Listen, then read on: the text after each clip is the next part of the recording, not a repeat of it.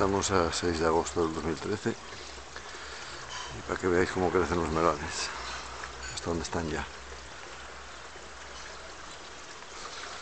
Lo malo es que sin querer hoy, me rompí la raíz aquí, así que seguramente morirá. Lo tengo así atado a ver si vuelven a hacer, pero seguramente morirá. Vamos a probar a ver. Pero mirad por dónde iba ya. Ya tenía para sembrar aquí para melones, pero seguramente muera.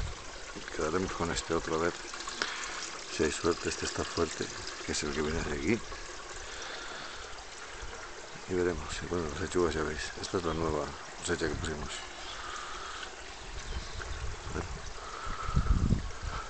pues nada más.